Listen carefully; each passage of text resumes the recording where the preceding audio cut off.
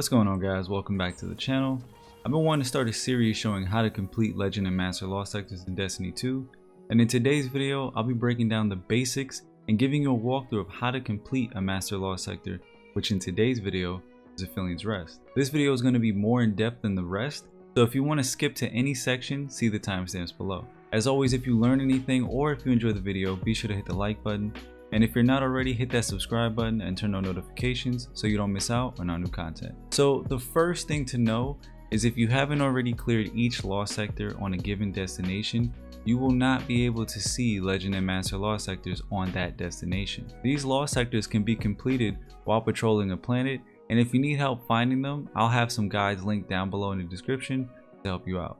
Now, there's always one Legend and one Master Lost sector rotating daily across the various destinations in Destiny 2, indicated by this blue Lost sector icon on your map. The Legend version will always be at the base powerful gear cap of any given season, which in this case is 1320 for Season of the Lost. The Master version will always be 20 power levels higher than the Pinnacle cap, which in Season of the Lost equates to 1350. The Pinnacle cap, for anyone who didn't know, is 1330 during Season of the Lost. Now, if you're higher than 1320, you should be focused on earning Pinnacle rewards to increase your power, but also make sure that you're grinding XP for your seasonal artifact to get those bonus power levels. As shown here, I'm currently 1330 gear score, which means that all of my current gear is 1330, and I also have a plus 16 bonus from my artifact. I go into more details about the seasonal artifact in another video, which I'll have linked down below in the description.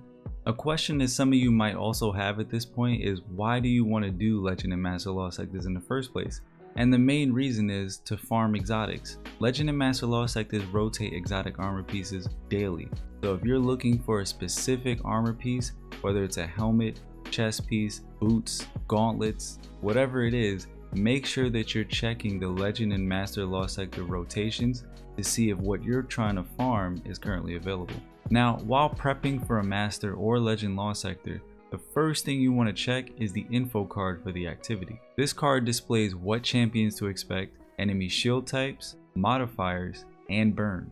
The burn in this case will add bonus damage, and you should definitely make use of it by selecting matching weapons or subclasses. Another tip is to pay attention to match game. It's a common modifier found in most challenging activities, and it requires you to match enemy shield types with similar damage to destroy them effectively. If you don't, I promise you'll have a more difficult time, so be sure to try your best to equip a matching weapon or subclass to help you break those enemy shields. Moving on to champion mods, I've broken these down in more detail in our seasonal artifact guide, but be sure to unlock and equip these for the champions indicated in the Lost sector. Stunning champions is very important in more challenging activities.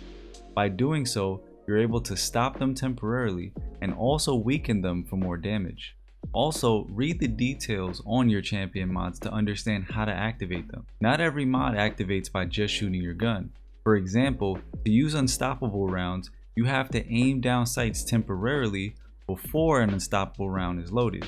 So here's a look at my loadout for this Master Lost sector. There's improvements that can be made, but the thing that took away here is I have a damage type matching enemy shields for match game. I'm using a super to match the burn, but I could also use weapons if I wanted to match that burn. In terms of mods for a build, this season particle deconstruction is a must with linear fusion and fusion rifle. This mod allows your fusion or linear fusion to debuff a target to deal 40% more damage with linears or fusions. A tip to keep in mind is that with linear fusion rifles, it takes multiple shots to build up the 40% debuff, while a regular fusion rifle can apply a full debuff with one burst. Elemental wells are also effective at restoring ability energy and more with the right mods. But you can always stick with some of the basic builds that I laid out in our beginner build guide, like a protective light build. Remember too that when you start a Master or Legend Lost sector, your loadout will be locked, so you will not be able to make any changes once you're inside. Now, as we go into this Lost sector playthrough,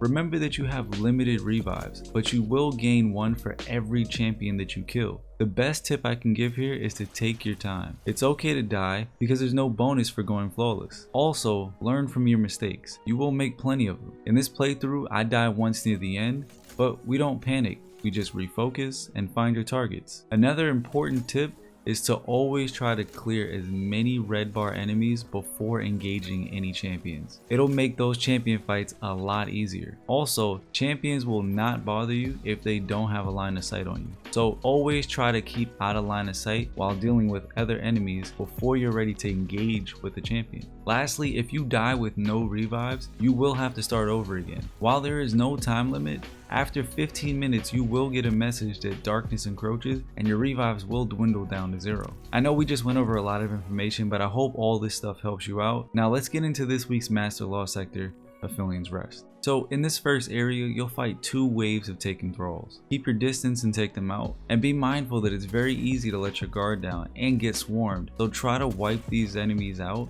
as quick as you can without getting too close. Once you've cleared this area, there's also going to be more thrall up ahead, but also there's going to be an unstoppable champion off in the distance. You can start to take care of that champion while it's further away, while also being aware of the thrall nearby.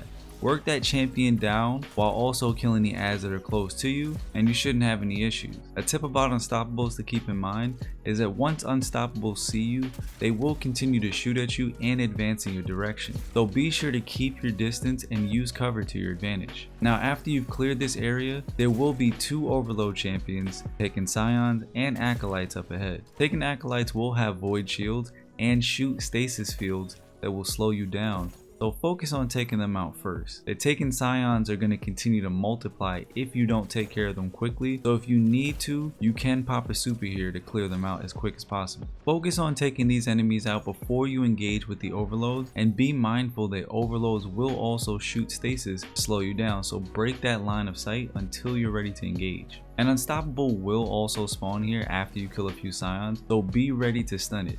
As you can see in the video here, I can hear the unstoppable walking towards me, so I'm ready to stun the champion when it turns the corner. But if you need to retreat back, don't be afraid to do so.